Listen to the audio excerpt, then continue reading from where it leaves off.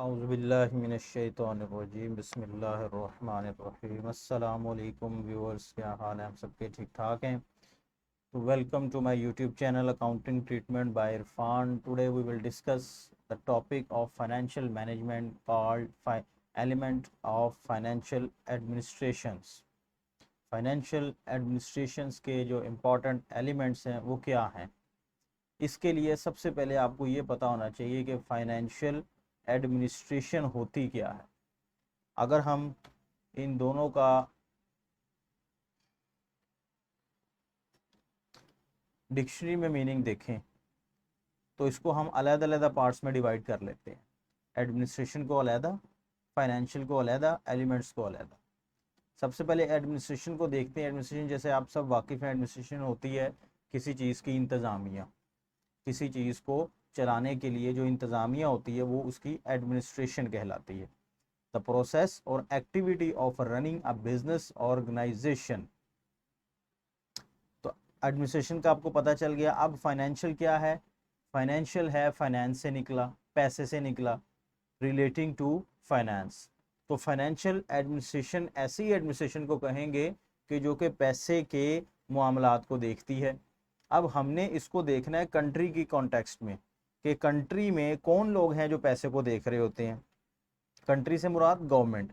Government में कौन लोग हैं जो पैसे से जुड़े हैं, जो पैसे को इकट्ठा करते हैं, पैसे को खर्च करते हैं for the welfare of public. तो एलिमेंट्स क्या हुए? वो अनासर हुए, वो आप कह लें डिपार्टमेंट्स हुए, वो अथॉरिटीज़ हुई जो कंट्री का पैसा इकट्ठा करते हैं। वो टैक्स की फॉर्म में भी हो सकता है, वो नॉन टैक्स रेवेन्यू की फॉर्म में भी हो सकता है। वो तमाम महकमे जो पैसे को इकट्ठा करने में लगे हैं और पैसे को खर्च करने में लगे हुए हैं, हम उसको फाइनेंशियल एडमिनिस्ट्रेशन कहेंगे।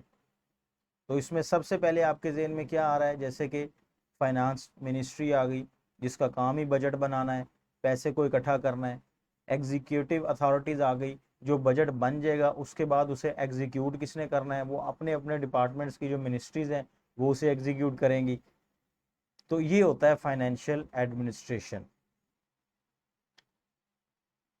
अब एलिमेंट्स जो मैंने अखज़ किए हैं, जो मैंने इंटरनेट से रिसर्च करके, बुक से कंसल्ट करके जो निकाले हैं, वो ये बनते हैं। Parliament, upper house, lower house, ये बजट से फाइनेंस से जुड़े हैं।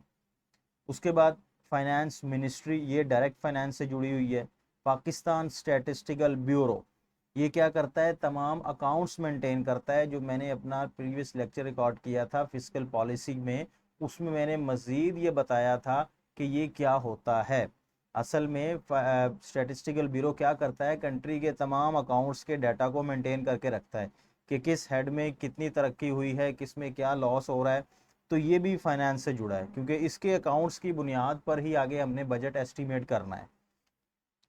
एफबीआर मेन बैकबोन है किसकी? टैक्स कलेक्शन की। पूरे कंट्री में जो टैक्स कलेक्ट कर रहा है, डायरेक्ट टैक्स और इनडायरेक्ट टैक्स, वो कौन कर रहा है? एफबीआर का महकमा कर रहा है। तो ये भी फाइनेंशियल एडमिनिस्ट्रेशन का एलिमेंट हुआ। एनपीओज जैसे हॉस्पिटल्स हैं, एजुकेशन हैं, इंफ्रास्ट्रक्चर्स वगैरह, अब ये इकट्ठा तो नहीं कर रहे लेकिन ये उसको एक्सपेंड कर रहे हैं, उसका एक्सपेंस कर रहे हैं बजट का। क्योंकि बजट हमने जो बनाना है, पैसा इकट्ठा करना है, गवर्नमेंट ने किधर लगाना है? पब्लिक के ऊपर लगाना है। पब्लिक के ऊपर किस सूरत में लगा सकती है? हॉस्पिटल की सूरत में लगा सकती है, एजुकेशन की सूरत में लगा सकती है, इंफ्रास्ट्रक्चर बेहतर बना सकती है। जिस तरह मेट्रो ट्रेन बनाई इन्होंने, मोटरवे बनाई इन्होंने, ये इंफ्रास्ट्रक्चर के अंदर चीज़ें आ जाती हैं। तो जो महकमे पैसे को खर्च कर रहे हैं, बजट के अंदर यूटिलाइज कर रहे हैं, वो भी एलिमेंट गिने जाएंगे फाइनेंशियल एडमिनिस्ट्रेशन के। एजीपीआर उसके बाद आ जाता है, बड़ा इंपॉर्टेंट इदारा है। ये क्या करता है? जितने इदारों ने पैसा खर्च किया है बजट का, उनका अकाउंट्स के ऑडिट करता है। सारे कौन से एलिमेंट्स हैं? फाइनेंशियल एलिमेंट्स हैं किस एडमिनिस्ट्रेशन के। एडमिनिस्ट्रेशन कोई एक बंदा नहीं होगा। जब खाली एडमिनिस्ट्रेशन की बात होगी तो वो किसी स्पेसिफिक सेक्टर की बात करेगा, लेकिन जब फाइनेंशियल की बात करेगा तो इसका मतलब फाइनेंस से जुड़े हर महकमे को फाइनेंशियल एडमिनिस्ट्रेशन में काउंट किया जाएगा। अब आ जाता है इसका इंट्रोडक्शन। पहले तो हमने मेन चीज़ देख ली कि हमारे टॉपिक का असल में थीम क्या है, मकसद क्या है, हमने जाना किस सिमत में है। अब उसके इंट्रोडक्शन में देखते हैं हमने क्या लिखना है। Financial administration consist of those operations the object of which is to make funds available for government activities. तो फाइनेंशियल एडमिनिस्ट्रेशन क्या हुआ, कंसिस्ट हुआ उन ऑपरेशंस पर जिनका काम ही होगा कि गवर्नमेंट को जब पैसे की जरूरत हो, फंड्स की जरूरत हो, उसको अवेलेबल करना। गवर्नमेंट को क्यों जरूरत होगी, उसने अपनी एक्टिविटीज को परफॉर्म करना होगा, पब्लिक सिक्योरिटी के लिए, पब्लिक सेफ्टी के लिए, पब्लिक वेलफेयर के लिए, and to ensure the lawful and efficient use of the fund. और फाइनेंशियल एडमिनिस्ट्रेशन का काम ये होगा कि सिर्फ पैसे को अवेलेबल ना करना के इस्तेमाल करे, बल्कि उसके ऊपर चेक एंड बैलेंस भी रखना कि वो एफिशिएंट तरीके से यूज हुआ है, उसमें करप्शन वगैरह तो नहीं हुई, लॉफुली इसका इस्तेमाल हुआ है, जिस तरह लॉ में लिखा हुआ है उस तरीके से इस्तेमाल हुआ है। तो ये सारे हेड्स के आ जाएंगे फाइनेंशियल एडमिनिस्ट्रेशन के अंदर। अब आपको पता लग गया कौन कौन सा महकमा फाइनेंशियल एडमिनिस्ट्रेशन के अंदर, कुछ शाज़ो नाजरी कोई ऐसा डिपार्टमेंट होगा कि जो फाइनेंशियल एडमिनिस्ट्रेशन से हट के होगा। किसी ना किसी तरह हर महकमे का जो है ना वो रिलेशन फाइनेंस से ज़रूर है, तो वो फाइनेंशियल एडमिनिस्ट्रेशन के अंदर आ जाएगा।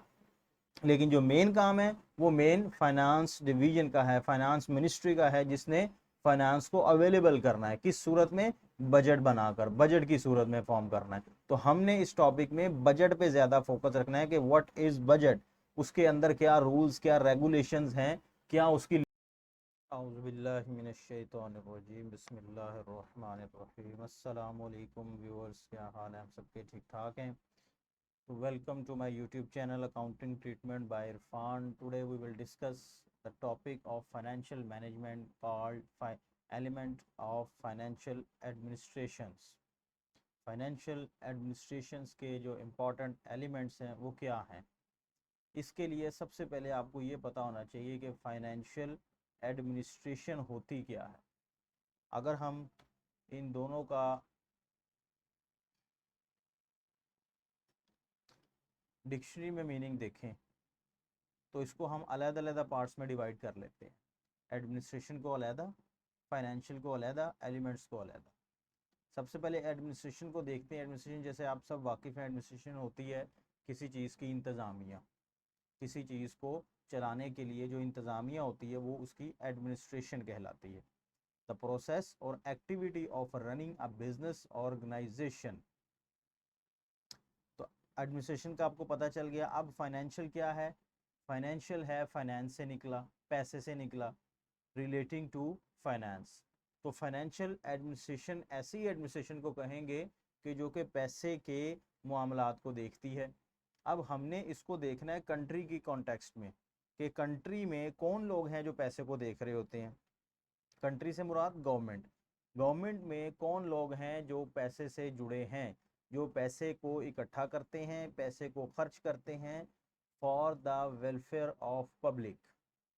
तो एलिमेंट्स क्या हुए, वो अनासर हुए, वो आप कह लें डिपार्टमेंट्स हुए, वो अथॉरिटीज़ हुई जो कंट्री का पैसा इकट्ठा करते हैं। वो टैक्स की फॉर्म में भी हो सकता है, वो नॉन टैक्स रेवेन्यू की फॉर्म में भी हो सकता है। वो तमाम महकमे जो पैसे को इकट्ठा करने में लगे हैं और पैसे को खर्च करने में लगे हुए हैं, हम उसको फाइनेंशियल एडमिनिस्ट्रेशन कहेंगे। तो इसमें सबसे पहले आपके जहन में क्या आ रहा है, जैसे कि फाइनेंस मिनिस्ट्री आ गई जिसका काम ही बजट बनाना है, पैसे को इकट्ठा करना है। एग्जीक्यूटिव अथॉरिटीज़ आ गई, जो बजट बन जाएगा उसके बाद उसे एग्जीक्यूट किसने करना है, वो अपने अपने डिपार्टमेंट्स की जो मिनिस्ट्रीज़ हैं वो उसे एग्जीक्यूट करेंगी। तो ये होता है फाइनेंशियल एडमिनिस्ट्रेशन। अब हम इसको आगे मज़ीद डिटेल में देखते हैं कि फाइनेंशियल एडमिनिस्ट्रेशन में हमने लिखना क्या है असल में।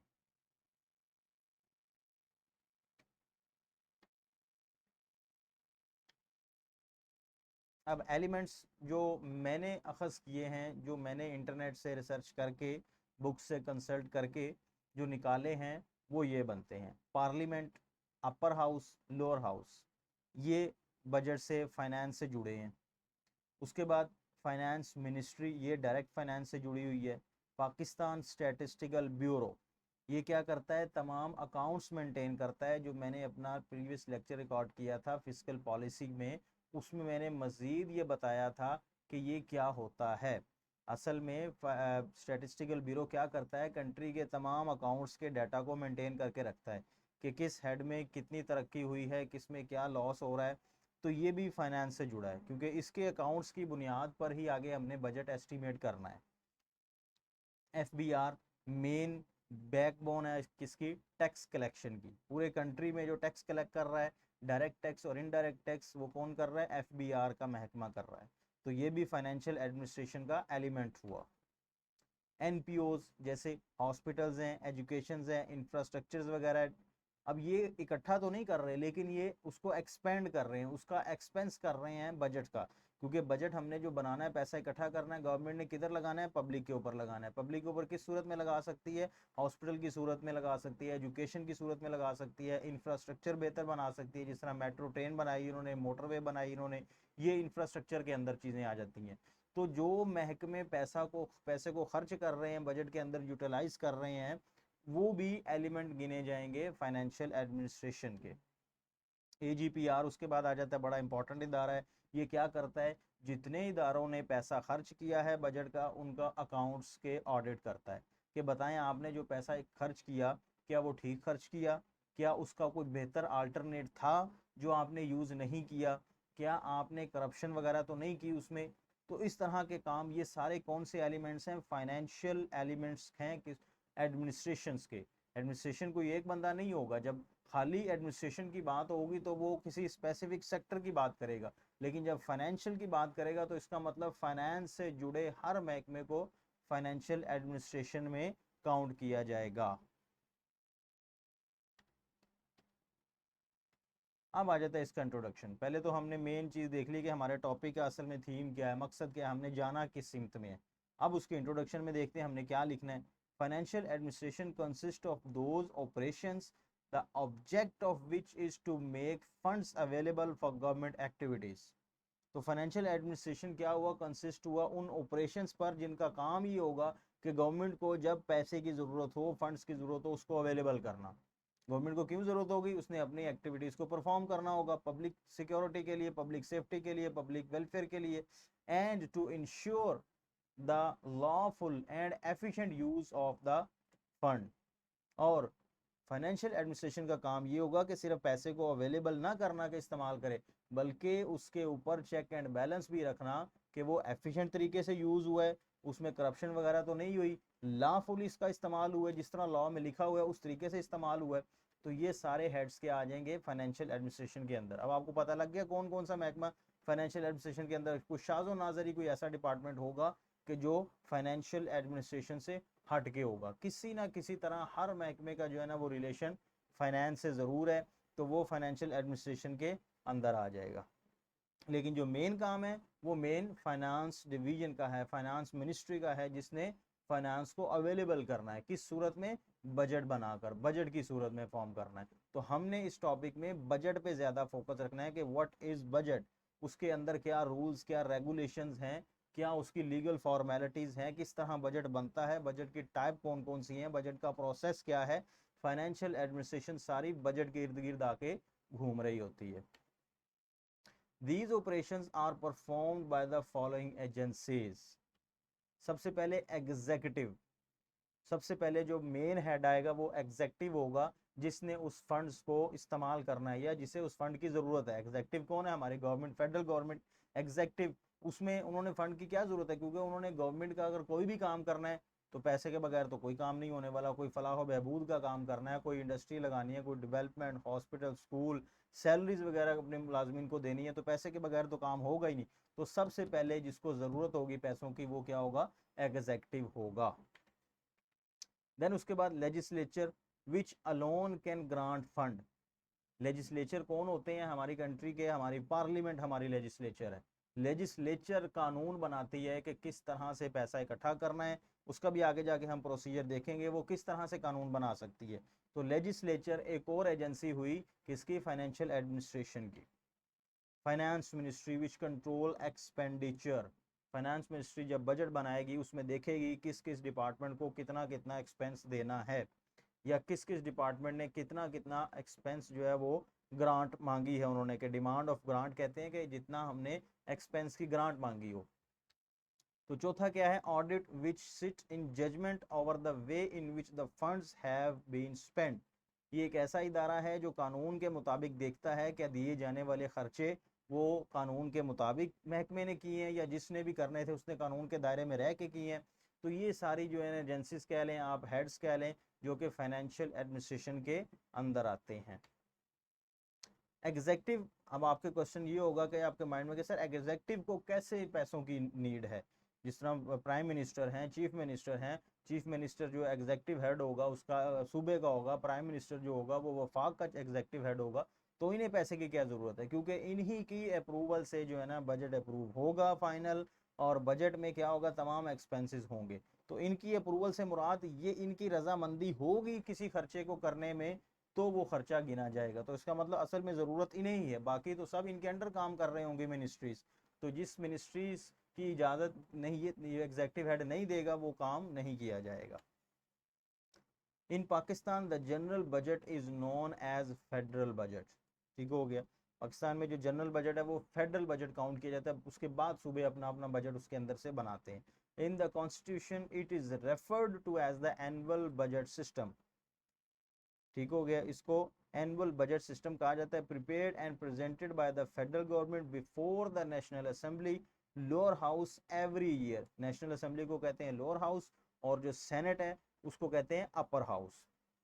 It is a statement of estimated receipts and expenditure of the federal governments in the particular financial year। अब ये एग्जेक्टिव हेड को इस तरह नीड होती है कि उन्होंने कहाँ कहाँ खर्चे करने हैं, कहाँ कहाँ से रेवेन्यू कलेक्ट करना है। फाइनेंशियल एडमिनिस्ट्रेशन प्रोसेस, ये एक प्रोसेस है जिसमें मुख्तलिफ फैक्टर्स इन्वॉल्व हैं। सबसे पहला फैक्टर है प्रिपरेशन ऑफ बजट।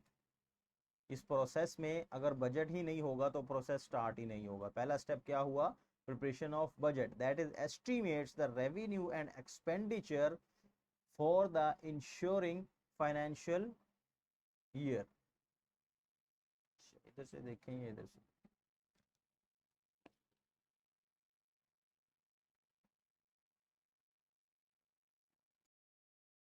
तो फाइनेंशियल एडमिनिस्ट्रेशन प्रोसेस का पहला स्टेप क्या हुआ, प्रिपरेशन ऑफ बजट। नेक्स्ट क्या होगा,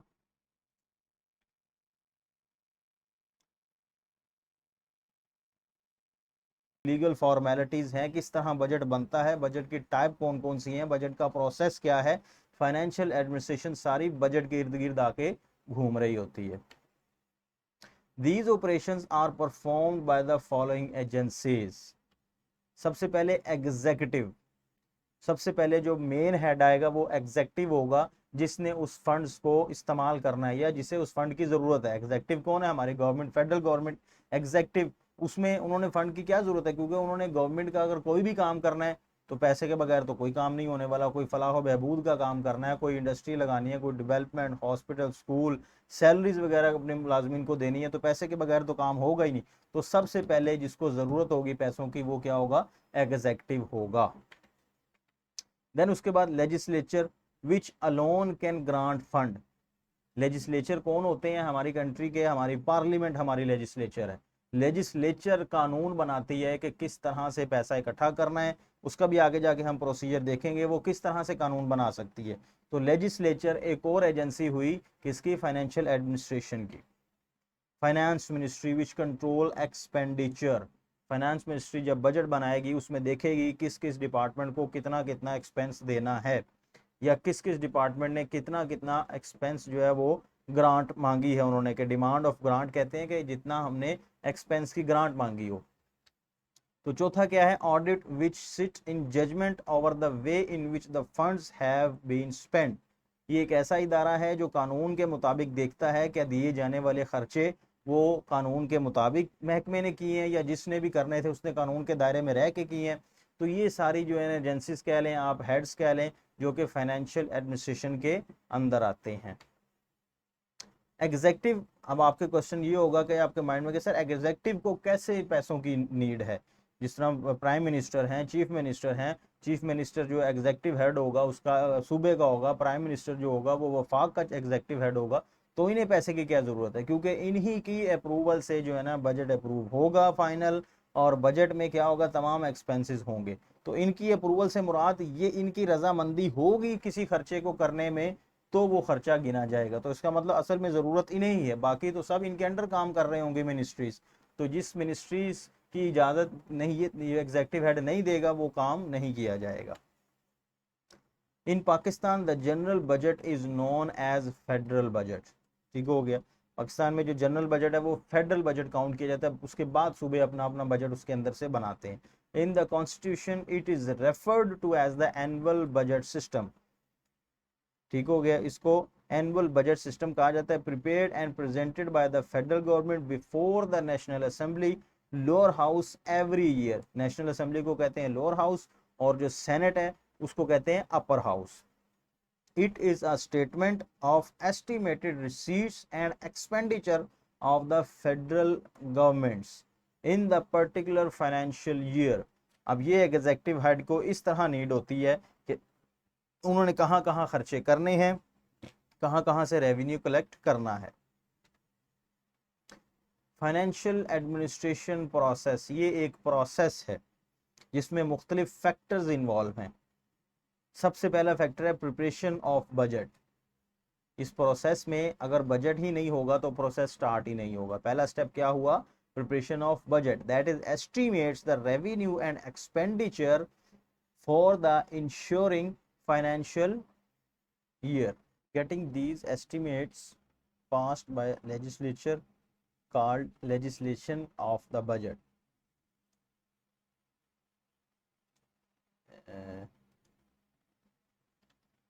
सबसे पहले ये देख लेते हैं। प्रिपरेशन तो आपको पता लग गया जी, फाइनेंस मिनिस्ट्री जो है बजट को प्रिपेयर करेगी।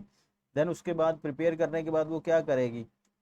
लेजिस्लेचर के पास लेकर आएगी, उन्हें कहेगी हमने बजट बना लिया, इसको पास करें। लेजिस्लेचर कौन होंगे?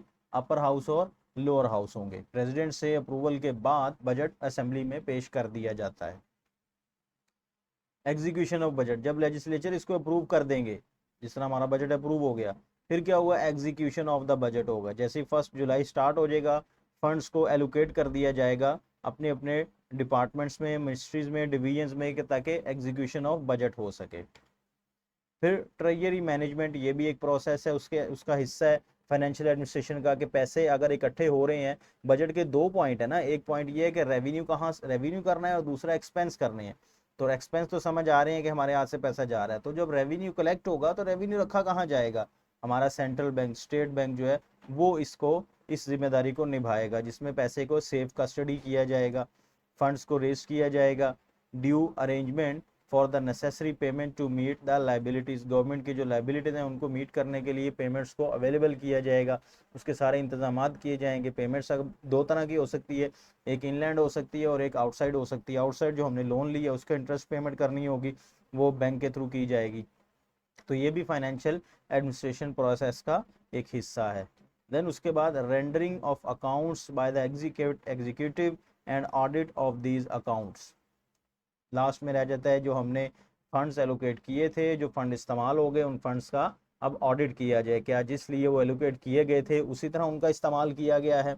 तो ये एक फाइनेंशियल एडमिनिस्ट्रेशन प्रोसेस हुआ कंप्लीट। अब इसमें मेन चीज़ जो आ रही है वो बजट ही आ रही है। अब बजट के बारे में आप जितनी नॉलेज इकट्ठी कर सकते हैं वो आप नॉलेज इकट्ठी करें, बजट के बारे में लिखें, बजट क्या होता है, बजट्स की टाइप कितनी है, बजट किस तरह पास होता है, बजट में क्या क्या लिखा जाता है, क्या नहीं लिखा जाता। तो उसके लिए आगे मैंने थोड़ी सी प्रेजेंटेशन तैयार की है, उसको हम मज़ीद आगे जाके देखते हैं। Budget, the word budget derived from the French word bougette. ठीक है, इससे ही लिया गया है। इसका क्या मतलब है जी? इसका रेफर मतलब है फाइनेंशियल पेपर। बजट को अगर देखें, वो ऐसा पेपर जिसके अंदर पैसे की लेन देन लिखी हो, वो फाइनेंशियल पेपर कहलाता है। अब बजट को अगर हम मीनिंगफुल डेफिनेशन में देखें, the budget is a financial plan summarizing the financial experience of the past, stating current plan and projecting it over a specified period of time in future। Budget में 2 चीज़ें आती हैं, एक तो जो हमारा पास्ट हमने बजट बनाया था उन एस्टिमेट्स का एक्चुअल पोजीशन सामने रखेंगे, फिर अगर वो हमारा बजट ठीक बना था उसी की बिना पर हम फ्यूचर की भी प्लानिंग करेंगे, पैसे की फॉर्म में पैसे को लेकर चलेंगे कि पैसा किस तरह इकट्ठा करना है। अगर पिछले साल हमने जो स्ट्रेटजी अपनाई थी वो ठीक रही है, उसी को आगे लेके चलेंगे, तो ये कहलाता है एक किस्म का बजट। बजटिंग इन्वॉल्व, फिर वही जो पीछे हमने चीज़ें पढ़ी थी अब उससे रिलेटेड होंगी कि बजटिंग किन चीज़ों पर इन्वॉल्व होती है, कौन कौन से फैक्टर्स हैं जो बजटिंग करते हुए हमें नज़र में रखने चाहिए। सबसे पहले प्रिपरेशन ऑफ एस्टीमेट्स, जब तक आपको एस्टीमेट्स का नहीं पता होगा बजट किस चीज़ का करेंगे, तो आपने सबसे पहले एस्टीमेट करने, एस्टीमेट कौन आपको देगा, पाकिस्तान स्टैटिस्टिकल ब्यूरो, उसके अंदर तमाम अकाउंट्स मेंटेन किए गए होंगे, जीडीपी वो देगा, जीएनपी वो देगा, जीआई वो देगा, मतलब तमाम हेड्स इनकम जो है ना, हेड अकाउंट्स हैं, नेशनल अकाउंट्स जो हैं वो एस्टीमेट करेगा। वहाँ से आप अकाउंट्स लेंगे, अकाउंट्स लिए जाने के बाद फिर एस्टीमेट किया जाएगा कि हमारी कंट्री में जीडीपी क्या है, जीडीपी का मतलब ग्रॉस डोमेस्टिक प्रोडक्शन, पूरी कंट्री में इस वक्त कितनी चीज़ें प्रोड्यूस हो रही हैं, उनकी मालियत क्या है, उस पर कितना टैक्स लगना चाहिए था, हम उसमें से कितना टैक्स लेंगे। तो इस तरह की एस्टिमेशन की जाती है, पहला प्रोसेस, पहला स्टेप है बजटिंग का।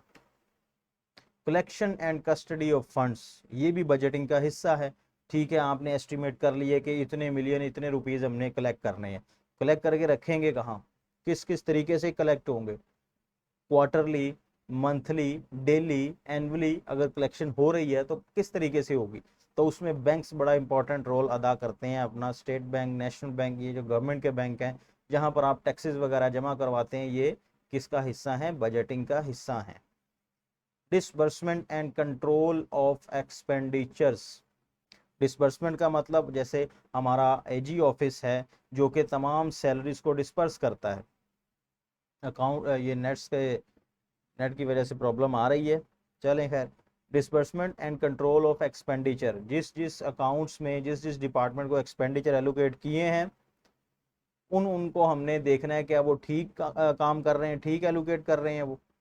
Recording of all transactions whose legality and regularity are duly verified and reported to the legislature by the independent audit, तमाम ट्रांजैक्शंस को रिकॉर्ड किया जाएगा कि किस किस डिपार्टमेंट को कितने कितनी चीज़ें दी जा रही हैं, फिर उसके बाद उनका ऑडिट किया जाएगा कि फॉर एग्जांपल हमने एफबीआर को इस हेड में इतने पैसे दिए हैं, साल के बाद उसका ऑडिट होगा कि वाकई इतने पैसे इस हेड में इस्तेमाल हो चुके हैं, सही तरीके से इस्तेमाल हुए हैं या नहीं हुए। तो ये एक बजटिंग प्रोसेस का हिस्सा कहलाएगा।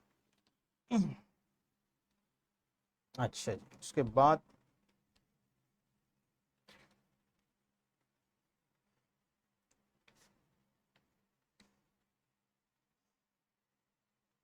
अब ये एक आप कह लें कि जी फॉरेन ऑथर है जिसने आपको एक बजटिंग प्रिंसिपल्स दिए हैं कि 8 प्रिंसिपल्स हैं किसी भी बजट के प्रोसेस के, ठीक है, जो स्टैंडर्डाइज माने जाते हैं, जो कि इंटरनेशनली भी एक्सेप्टेबल है। सबसे पहले executive programming, budget being the programmed of the chief executive goes hand in hand with the programming and consequently must be under the direct supervision of the chief executive। पहला जो principal था उसका वो क्या कह रहा है, एग्जीक्यूटिव प्रोग्रामिंग, कह रहा है कि बजट चूंकि पैसा चूंकि किसी भी कंट्री के लिए बहुत इंपॉर्टेंट होता है, उस कंट्री के लिए जो है ना वो इंजन का फ्यूल की हैसियत रखता है, तो इसलिए प्रोग्राम जो बजट है ना वो चीफ एग्जीक्यूटिव की निगरानी में होना चाहिए। चीफ एग्जीक्यूटिव का ये प्रोग्राम होता है कि बजट बनाकर कंट्री को लेके चला जाए, इस वजह से बजट की क्या होनी चाहिए, सुपरविजन भी मेन हेड के अंडर होनी चाहिए। मिसाल के तौर पे अगर हमारा फाइनेंस मिनिस्टर है बजट को देखने वाला, तो तमाम बजट्स की जो है ना हैंडलिंग वो किसके हैंड में होनी चाहिए, फाइनेंस मिनिस्टर के हैंड में होनी चाहिए। दूसरा principle, executive responsibility, the chief executive must see that the departmental program fulfill the intent of the legislature and due economy is observed in the execution of the program, कि मतलब जो departments हैं वो legislature के under काम कर रहे हैं, मतलब लेजिस्लेचर ने जो बजट बनाने के दौरान जो चीज़ें देखी थी उसी के मुताबिक जो है हर डिपार्टमेंट काम कर रहा है। तो ये भी दूसरा प्रिंसिपल है कि चेक एंड बैलेंस रखना, निगरानी रखना उन डिपार्टमेंट्स की। तीसरा प्रिंसिपल रिपोर्टिंग का, budgetary process like preparation of estimates, legislative action and budget execution must be based on full financial and operating reports coming from all level of administrations. जो आपने किया है लिख के दें हमें, ये रिपोर्टिंग है, रिपोर्ट करें जी हमें। आपने बजट मांगा, हमने आपको बजट दे दिया, उसकी रिपोर्ट करें हमें, बजट को आपने किस किस तरीके से कहाँ कहाँ कब कब इस्तेमाल किया। ये उसने कहा तीसरा प्रिंसिपल होना चाहिए किसी भी अच्छे बजट प्रोसेस का। फिर एडिक्वेट टूल्स होने चाहिए। The chief executive must have an adequate equipped budget office attach to him. हाँ जी, तो इसीलिए कहते हैं कि जो है ना finance ministry direct chief minister के साथ बड़ा क्लोज रिलेशन होता है, क्योंकि सारा पैसे का लेन देन होता है। तो कहीं भी किसी भी सरकारी डिपार्टमेंट की तनख्वाहें बढ़ानी है या किसी और प्लान को करना है तो वो फाइनेंस मिनिस्टर से पहले मशवरा किया जाता है कि बताएं हम ये प्लान, ये प्रोजेक्ट लगाना चाह रहे हैं, हमारा बजट क्या कहता है, हमारे पास पैसा है या नहीं है। And authority to earmark monthly और क्वार्टरली अलॉटमेंट ऑफ अप्रोप्रिएशन। वो कह रहे हैं एक तो तरीका ये है कि साल का बजट आपको पता लग गया, डिपार्टमेंट्स को इतना देना है, आप क्या करें एक ही दफ़ा अलॉट कर दें, ये भी तरीका है। या आप बेस्ट बेस्ट तरीका ये है कि मंथली अलॉट करें, उनके जो अप्रोप्रिएशन है वो मंथली या क्वार्टरली उनको दें, ताकि मिस यूज़ ना हो सके। अगर कोई काम हमें रोकना है तो हम उसको इजीली रोक भी सकें, कोई चेंजिंग लानी है बजट में तो वो भी कर सकें। तो मंथली या क्वार्टरली अप्रोप्रिएशन करें फंड्स की। फिफ्थ रूल क्या कह रहा है, multiple procedures. The method of budgeting may very according to the nature of operations. Thus, the budgeting of quasi commercial activities may be different from that of purely administrative activity. उसके कहने का मतलब है कि जो बजटिंग प्रोसेस है वो आपने ये ज़हन में रख के बनाना है कि आप बजट बना किसके लिए रहे हैं। दो किस्म का बजट हो सकता है, एक तो वो कमर्शियल पर्पस हो सकता है, दूसरा एडमिनिस्ट्रेटिव बजट हो सकता है। तो आपने जो बजट बनाना है वो मोटिव पहले से आपके माइंड में हो। The method of budgeting may vary according to the nature of operations. Nature of operation होगा उसके मुताबिक बजट वेरी कर सकता है, बजट डिफरेंट टेक्निक्स इस्तेमाल की जा सकती हैं। Thus the budgeting of quasi commercial activities, मतलब जो आपकी नीम जो ना सरगर्मियाँ हैं, तिजारती सरगर्मियाँ में different from that of purely administrative activities. Administrative activities का जो बजट होगा वो कमर्शियल एक्टिविटीज़ के बजट से डिफरेंट होगा। तो ये एक और असूल है। उसने कहा कि आपने जो बजट बनाना है पहले आप ये देखें आप किस चीज़ का बजट बना रहे हैं, आपकी उसकी एंड टास्क क्या होगा, आपका मोटिव क्या है, आप करना क्या चाह रहे हैं। छठवां principle, executive directions. appropriation should be made for broadly defined functions of the department, allowing thereby sufficient discretion to the executive to choose means of operations to realize the main। Six principle में वो कह रहा है कि जो executive head होगा उसके पास ये डिस्क्रिशनरी पावर्स होनी चाहिए कि वो जो मेन पर्पस है उसको जज करने के लिए वो क्या कर सकता है, कुछ ऑपरेशंस परफॉर्म कर सकता है। मतलब किसी महकमे को वो अगर देखना चाहे कि इस महकमे को हमने बजट दिया कि इसका जो मकसद है क्या वो मकसद पूरा किया इसने या नहीं किया, उसके एग्जीक्यूटिव के पास वो डिस्क्रिशनरी पावर्स होनी चाहिए, वो पावर्स होनी चाहिए कि वो इस महकमे को चूज कर सके for the accountability. Flexibility in timing. Budget should have provision to accommodate necessary changes in the light of changing economic situations। कि बजट के अंदर आपने इतनी फ्लेक्सिबिलिटी ज़रूर रखनी है कि अगर ड्यूरिंग द ईयर कोई इकोनॉमी चेंज होती है तो हम बजट के अंदर कुछ चेंजिंग ला सकें, किसी हेड को कम या ज़्यादा कर सकें। मतलब इतनी आपने रिजर्व या प्रोविजंस बनानी है जो ड्यूरिंग द इकोनॉमी उसको यूटिलाइज किया जा सके। Two way budget organisation. Efficient budgeting depends upon the active cooperation of all departments and their subdivisions। मतलब अगर हमने जो पैसे दिए हैं उसको इफेक्टिव तरीके से इस्तेमाल करें। जब एलोकेट कर दिया जाता है बजट तो अब फिर डिपार्टमेंट पे होता है कि वो डिपार्टमेंट उस बजट को किस तरह इस्तेमाल करता है। फॉर एग्जांपल अगर एक रोड बनाना है तो रोड बनाने के लिए उसको महकमे को चाहिए, प्लानिंग एंड डेवलपमेंट को या पीडब्ल्यूडी जो भी ये महकमे का काम है वो डिफरेंट अल्टरनेटिव्स को यूज़ करे। हर इन्वेस्टमेंट की यानी कि हर प्रपोजल्स की वो अच्छी तरह अल्टरनेटिव देखे, कौन सी जो प्रपोजल है वो बेस्ट रहेगी, इकोनॉमिक रहेगी, उस प्रपोजल को इस्तेमाल करें। तो ये 8 प्रिंसिपल हो गए आपके कंप्लीट। अब आ रहा है यूटिलिटी ऑफ बजट्स, कि बजट की अफादियत क्या है भाई, क्यों हम ये इतना सारा काम करें, इतना फाइनेंस डिवीजन बनाएं, एग्जीक्यूटिव को इन्वॉल्व करें, मुख्तलिफ डिपार्टमेंट्स को इन्वॉल्व करें, तो फिर जाके हम ये काम करें क्यों, इससे हमें क्या फ़ायदा होगा, गवर्नमेंट को इससे क्या बेनिफिट होगा कि वो इतना बड़ा बजट बनाए या इतनी एक्टिविटीज़ परफॉर्म करे। तो उसके लिए कुछ आगे जो है यूटिलिटीज़ आ रही हैं, वो भी आप इसमें लिख दें। Budget has become one of the primary tools of financial as well as development administrations। इन दोनों एडमिनिस्ट्रेशन के लिए बजट जो है बड़ा बेहतरीन टूल है। It is a management tool and sets out programs and projects for socio-economic development। कोई भी अगर आपने डेवलपमेंट प्रोसेस लगाना है, डेवलपमेंट करनी है, तो पहले बजट एस्टिमेट किया जाता है, उसके बाद वो काम किया जाता है। आप अपनी अगर डेली लाइफ में देखें, आपने अगर कोई काम करना है तो आप क्या करते हैं, पहले अपना एस्टिमेट देखते हैं, अपनी जेब देखते हैं, भाई मैंने ये काम करना है तो मेरे पास इसके पैसे भी हैं या नहीं। ये तो नहीं कि आप आधे पैसे होने के बाद काम शुरू कर देते हैं, वो काम कंप्लीट ना हो, आपके आधे पैसे भी ज़ाया चले जाए। तो ऐसा नहीं होना चाहिए, क्योंकि गवर्नमेंट को चाहिए कि पहले ये बजट बना ले, उसके बाद फिर प्लानिंग डेवलपमेंट जो करना है वो करे। The utilities of budgets are as follows। First of all, as a tool of financial control।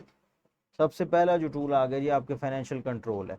आपको पता लग जाता है कितना पैसा कंट्री में आया, अजान हो जाए फिर उसके बाद। ओके जी, वेलकम बैक। तो हम तो पढ़ रहे थे यूटिलिटीज़। पहला टूल हमने देख लिया कि ये फाइनेंशियल कंट्रोल टूल हो जाएगा। कैसे कंट्रोल होगा, जब आप किसी चीज़ को लिख लेंगे ना, उसको पहले से एस्टिमेट कर लेंगे कि फॉर एग्जांपल हमारी कंट्री में आया 100 रुपया, हमने खर्च भी 100 रुपया ही करना है, तो फिर वो कंट्रोल हो जाएगा। वो 100 कहाँ कहाँ खर्च करना है वो हेड्स वाइज हम डिटेल वाइज लिख लेंगे, फिर हम बाद में उनसे पूछ सकेंगे। तो इस तरह आपका क्या होगा, एक ये कंट्रोल टूल भी हो गया। As a tool of administration. Administration का मतलब कि जब आप किसी चीज़ को एलोकेट कर देंगे तो फिर उसके ऊपर आप चेक एंड बैलेंस भी रखेंगे कि ये जो हमने एलोकेशन की है क्या इसको सही तरीके से इस्तेमाल किया गया। तो ये एक किस्म से एडमिनिस्ट्रेशन भी हो जाएगी। मिसाल के तौर पे आप जब किसी को कोई चीज़ लाने को कहते हैं, कोई चीज़ खरीदने को कहते हैं, तो आप उससे पूछ सकते हैं कि आपने ये चीज़ खरीद ली, ठीक खरीद ली, सही तरीके से खरीद ली। तो ये किस्म का एडमिनिस्ट्रेशन का टूल भी बन जाएगा। As a instrument of public policy. Public policy कौन सी है, फिजिकल पॉलिसी हमने पढ़ ली थी, मॉनेटरी पॉलिसी, इस तरह की पॉलिसी का ये कह लें इंस्ट्रूमेंट भी है। क्योंकि जो भी पॉलिसी बनाई जानी है वो आ जाके बजट के इर्द गिर्द घूमनी है ना, कि पॉलिसी हम बना रहे हैं किस तरह से मुल्की हालात बेहतर हो जाए, मतलब किस तरह से हम रेवेन्यू ज़्यादा कलेक्ट कर लें, बोझ भी ना पड़े आवाम पर और रेवेन्यू कलेक्ट भी हो जाए। जहाँ जहाँ से रेवेन्यू असल में आना चाहिए था क्या वहाँ से प्रॉपर आ रहा है।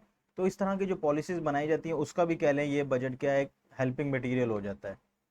As a tool of accountability, बहुत इंपॉर्टेंट। साफ जाहिर है जब आप किसी को कोई पैसे देंगे लगाने के लिए, क्या उससे सही तरीके से लगाए या नहीं लगाए, आप उसकी अकाउंटेबिलिटी कर सकते हैं।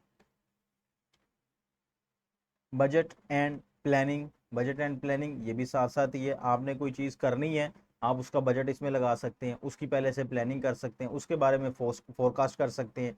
आप जब कंट्री का बजट एज अ होल बना रहे होंगे तो उसमें छोटी छोटी चीज़ों को भी आप एलोकेट कर लेंगे कि हमने ये काम भी करना है, ये काम भी करना है, ये भी करना है। तो इस तरह आपके पास एक पूरी नज़र आ जाएगी कि आपने पूरे साल में क्या कुछ करना है। तो उसकी प्लानिंग और बजटिंग इस बजट के अंदर आप ये भी काम आपका फ़ायदेमंद हो सकता है। Informative role. इंफॉर्मेटिव रोल क्या मतलब कि हमने आईटी सेक्टर से कितना टैक्स कलेक्ट करना है, ऑटोमोबाइल से कितना कलेक्ट करना है। इससे हमें ये पता चल जाता है कि हम इससे इतना टैक्स कलेक्ट कर रहे हैं, इसका मतलब उसकी इतनी डेवलपमेंट भी हो रही है। ठीक है, तो जिससे हम ज़्यादा टैक्स कलेक्ट कर रहे हैं इसका मतलब वो सेक्टर काफ़ी स्ट्रॉन्ग चल रहा है हमारा, या जिस सेक्टर में हमें ज़रूरत है इन्वेस्ट करने की तो वो भी इसी बजट के ज़रिए हमारे पास इंफॉर्मेशन आएगी कि फ़लाना जो एजुकेशन का सेक्टर है, हेल्थ का सेक्टर है, वहाँ पर नीड है इन्वेस्टमेंट की। तो ये किस्म का इंफॉर्मेटिव टूल भी काम आ सकता है। Role in performance evaluation. Performance evaluation किसकी, डिपार्टमेंट्स की, कि एक डिपार्टमेंट ने, एजुकेशन डिपार्टमेंट है, उस पर हमने इतना पैसा लगाया और हमारा मोटिव ये था कि इस साल इतने स्टूडेंट्स हमने इनरोल करवाने हैं या इतने स्कूल्स हमने जो है ना बनाने हैं। तो क्या जिसको हमने ये काम दिया था उसने अपना काम किया ठीक से या नहीं ठीक से किया, तो ये एक किस्म की ये इवेल्युएशन टूल भी बन सकता है। अब आ जाता है फॉर्म्स ऑफ बजट, कि बजट की कितनी फॉर्म्स हैं, कौन कौन सी फॉर्म है, कौन कौन सी फॉर्म्स इस्तेमाल हो रही है। सबसे पहले आ रहा है लॉन्ग टर्म बजटिंग। नाम से ही पता चल रहा है कि ऐसा बजट जो एक से ज़्यादा साल के लिए बनाया जाता है। ऐसी चीज़ों को नज़र में रखा जाता है कि जो एक साल में तो पूरी होने वाली नहीं है, इसको पूरा होने के लिए मोर देन 1 ईयर रिक्वायर होते हैं। फॉर एग्जांपल हमारा डिफेंस है, डिफेंस सेक्टर में हमने अगर कोई फाइटर प्लेन बनाना है, ठीक है, तो वो 1-2 साल में तो नहीं बनेगा, उसके लिए टेक्नोलॉजी स्किल्स वगैरह टाइम चाहिए। तो इस तरह के जो बजट होंगे वो क्या कहलाएंगे, लॉन्ग टर्म बजट होंगे। एक साल में तो सिर्फ आप रनिंग ही काम कर सकते हैं, जो रनिंग चल रहा है हमारा वो रनिंग बजट बनता है, वो लॉन्ग टर्म बजट नहीं होता। एग्जांपल मैंने दे दी उसकी, डिफेंस जो है ना, ये एग्जांपल है इसकी लॉन्ग टर्म की। बैलेंस्ड बजट, बैलेंस्ड का बजट का मतलब कि आपने ये देखना है जितने हमारी इनकम है हमारे खर्चे भी उतने ही होने चाहिए, उससे ज़्यादा खर्चे नहीं होने चाहिए, ठीक है, तो वो आपका बैलेंस बजट कहलाएगा। Cash and revenue budget, cash budget बनता है एक्चुअली जो आपने रिसीव कर लिया उसी को आपने एलोकेट करना है, उसी को अप्रोप्रिएट करना है, उसी की अप्रोप्रिएशन करनी है, कहाँ कहाँ खर्च करना है। रेवेन्यू बजट वो होता है जो आपने एक्चुअली कलेक्ट नहीं किया, जस्ट आपने एस्टिमेट किया कि हमें कहाँ कहाँ से रेवेन्यू एक्सपेक्ट है और कहाँ कहाँ पर हमने एक्सपेक्टेशन में खर्च करना है, तो वो आपका क्या कहलाएगा, कैश एंड रेवेन्यू बजट कहलाएगा। लाइन आइटम बजट, इस बजट में ये ऐसा बजट होता है इसमें तमाम डिपार्टमेंट्स डिमांड करते हैं ग्रांट्स की। डिमांड फॉर ग्रांट्स का मतलब कि हमें इतना पैसा चाहिए, एक हेड में बता देते हैं, एक लाइन में बता देते हैं कि हमारे डिपार्टमेंट को इतनी ग्रांट्स चाहिए। मतलब उसमें कहने का मतलब ये है कि वो एक डिमांड बताते हैं, डिफरेंट डिफरेंट नहीं बताते। हर डिपार्टमेंट अपनी एक डिमांड दे देता है कि हमें इतनी डिमांड चाहिए, हमने इतने ये खर्चे करने हैं, वो डिटेल अलहदा होती है। तो ऐसा बजट जिसमें डिमांड ली जाए हर डिपार्टमेंट से कि अपनी एक डिमांड हमें बता दें कि आपको अपनी रनिंग के लिए पूरे साल में कितना पैसा चाहिए, वो बजट क्या कहलाता है, लाइन आइटम बजट। उसमें तमाम एक्सपेंडिचर्स को आइटमाइज कैटेगराइज कर दिया जाता है, जिसमें वो अपनी अपनी डिमांड ग्रांट करते हैं। मतलब ग्रांट फॉर डिमांड, कहते हैं जी हमें ग्रांट कर दिया जाए, हमारी डिमांड पूरी की जाए, तो वो क्या कहलाता है, line item budget.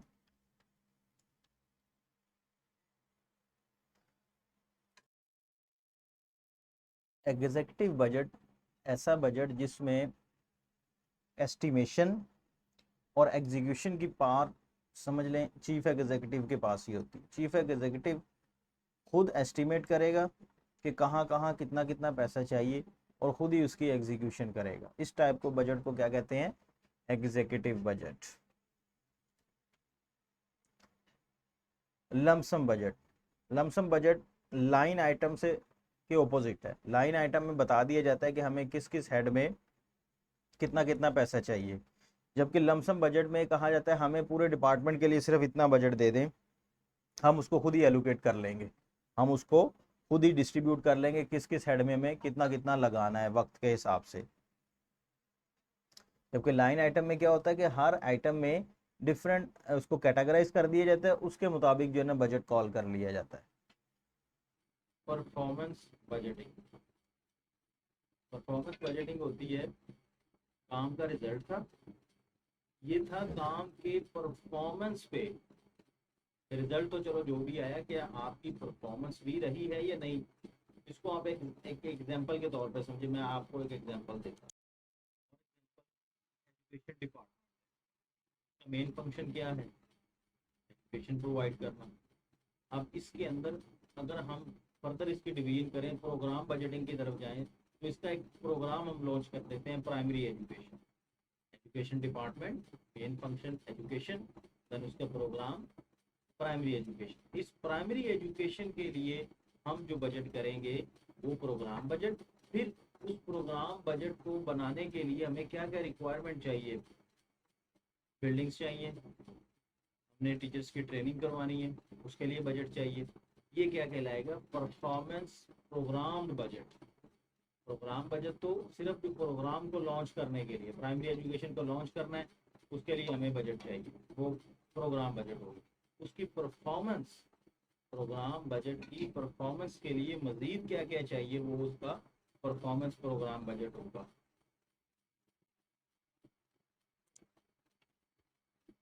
Planning, programming, budgeting.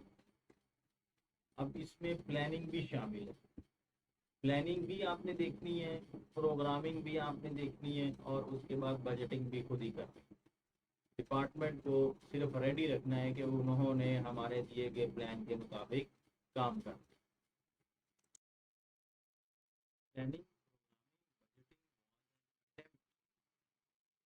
integrate budgeting with overall planning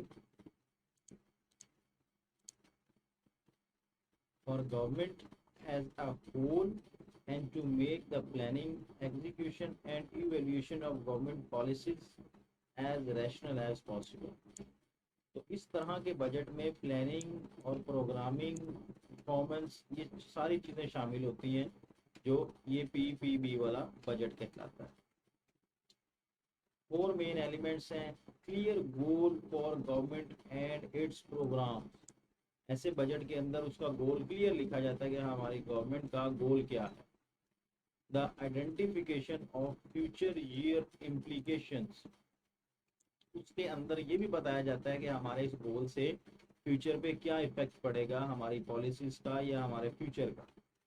the analysis of all pertinent cost. तमाम कॉस्ट जो उससे लिंक्ड है उस बजट के साथ, उसका अच्छे से एनालिसिस किया जाता है। The systematic analysis of alternative course of action and anticipated outcomes. अच्छे से अल्टरनेट का एनालिसिस किया जाता है कि हमें इस बजट को अगर हम लॉन्च करेंगे तो उसके क्या क्या अल्टरनेट्स हो सकते हैं, क्या हम एक काम को 3-4 तरीकों से परफॉर्म कर सकते हैं, उसमें से जो सबसे बेस्ट ऑप्शन होगी उसको यूटिलाइज करना। ये होता है प्लानिंग, प्रोग्राम, बजट। फिर उसके बाद आ रहा है zero base budgeting. ZBB can be defined broadly as an evaluation of all programs and expenditures of every year, requiring each manager to be justify his entire budget। इसमें आप ये कह लें, आप अकाउंटेबिलिटी वाला बजट बनाते हैं कि हमें साल के बाद वो जो है ना सारी इवेल्युएशन हमने करनी है, जो जो एक्सपेंडिचर जहाँ जहाँ हुए, तो ये वाला बजट क्या कहलाएगा, ZBB budget. ZBB involve the steps identification of decision units, कि जो जो डिसीजन लिए उस बजट को अचीव करने के लिए उनको आइडेंटिफाई करना। Decision packages. डिसीजन पैकेजेस का मतलब कि मुख्तलिफ जो डिसीजन थे, जो अपॉर्चुनिटीज़ थी या जो प्रपोजल्स थी, उनके पैकेजेस क्या थे, उनकी कॉस्ट क्या थी। मिसाल के तौर पे हमने अगर एक IT सिस्टम लॉन्च करना है अपने डिपार्टमेंट में, तो हमने ये देखना है क्या हम परमानेंट एम्प्लॉय हायर कर लें या कॉन्ट्रैक्ट पे रख लें या किसी प्राइवेट कंपनी को एनुअली पेमेंट कर दें। तो ये जो प्रपोजल्स हैं, ये आपने प्रपोजल डिसीजन प्रपोजल्स बना ली, इन सारों की कॉस्ट निकाल ली अलग-अलग। फिर उसमें से जो ज़्यादा अप्रोप्रिएट इफेक्टिव होगी वो वाली प्रपोजल को यूटिलाइज करना। Ranking of decision packages in term of cost benefits. Cost benefit में उसको रैंक करेंगे, जो सबसे कम है, फिर उससे थोड़ी ज़्यादा है, फिर उससे थोड़ी ज़्यादा है, साथ साथ उसके एडवांटेजेस भी देख लें। फॉर्मुलेशन ऑफ बजट, देन उसके बाद क्या आएगा, बजट की फॉर्मुलेशन होगी। ये सारे स्टेप देखने के बाद बजट को बनाया जाएगा कि जो प्रपोजल हमने चूज कर ली है उसके जो एक्सपेंस है, उसका जो रेवेन्यू आएगा, कहाँ से आएगा, उसको बजट करना। Follow up and revision, then उसके बाद क्वार्टरली, सेमी एनुअली उस बजट्स का रिव्यू किया जाएगा, उसको एनालिसिस किया जाएगा। बस आज के लिए इतने। आज हमने क्या देखा, फाइनेंशियल एडमिनिस्ट्रेशन क्या होती है, फाइनेंशियल एडमिनिस्ट्रेशन प्रोसेस क्या होता है, फिर उसके बाद बजट क्या होता है, बजट्स के 8 प्रिंसिपल हमने देख लिए, और उसके बाद बजट्स की हमने टाइप देखी। नेक्स्ट इसमें हम देखेंगे कि बजट प्रोसेस क्या होता है, कैसे एक इफेक्टिव बजट बनाया जाता है और बजट कैसे कानून बन जाता है, कैसे एक्ट बन जाता है। ठीक है, नेक्स्ट वीडियो तक के लिए आपने इसको तैयार कर लेना है। इंशाल्लाह नेक्स्ट वीडियो में मिलते हैं, तब तक के लिए अपना ख्याल रखिएगा। अल्लाह हाफिज़।